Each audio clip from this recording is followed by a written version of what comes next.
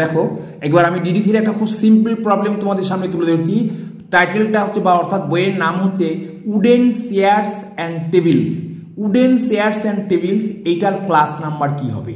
তাহলে সেই ক্ষেত্রে আমরা প্রথমেই দেখো এটা যে চেয়ার টেবিল বের করতে গেলে একটা টেকনোলজি ব্যবহার করতে হবে, অর্থাৎ অ্যাপ্লাইড সায়েন্স। তাহলে আমাদের ফার্স্ট সামারি থেকে আমরা 600 সেখানে যাব, সেখান থেকে গিয়ে দেখলাম টেকনোলজি ব্র্যাকেটে অ্যাপ্লাইড সায়েন্স।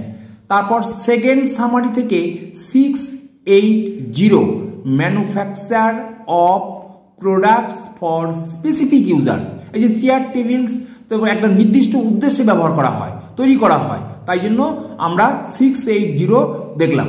এরপর থার্ড সামারিতে গিয়ে ফার্নিচার্স অ্যান্ড হোম ওয়ার্কশপস, তার নাম্বারটা 684।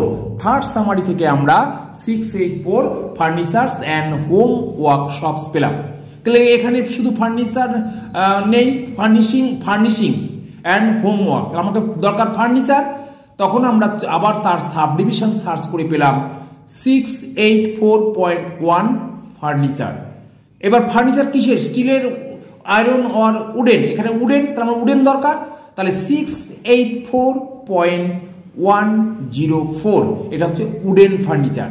তাহলে আমরা উডেন ফার্নিচার পেলাম, কিন্তু এখনো চেয়ার টেবিল পাইনি। তাহলে আমরা 684.104 উডেন ফার্নিচার, তার সাব ডিভিশন আমরা আবার সার্চ করতে শুরু করলাম। সেইখানে গিয়ে আমি দেখছি যে 684.13 চেয়ারস অ্যান্ড টেবিলস। তাহলে আমাদের একদম ডাইরেক্ট নাম্বারটা পেয়ে গেলাম। আমাদের বইটার টাইটেল কি ছিল? Wooden chairs and tables. এখানে দেখো অন্য কোনো ফ্যাসেট নেই যেটা আমি যোগ করবো এর সঙ্গে। তাহলে আমি যদি অন্য কোনো ফ্যাসেট না থাকে, আমি কমপ্লিট বইটার যে ফ্যাসেটগুলো ছিল চেয়ারস এবং টেবিলস এবং উডেন, তিনটেই পেয়ে গেছি আমরা। আর টেবিলের ক্ষেত্রে কোনো নাম্বার যোগ করার প্রয়োজনীয়তা নেই, অতএব ডাইরেক্ট নাম্বার আমরা এখানে পেয়ে গেলাম। কোডটা পেলাম চেয়ারস অ্যান্ড টেবিল, সেটা কাদের? তার আন্ডারে ছিল উডেন ফার্নিচার, তার sub division chairs and tables. তাহলে আমরা পুরোটাই পেয়ে গেছি উডেন চেয়ারস অ্যান্ড টেবিলস। অতএব therefore the class number is 684.13। এটাই হচ্ছে আমাদের ক্লাস নাম্বার। Thank you.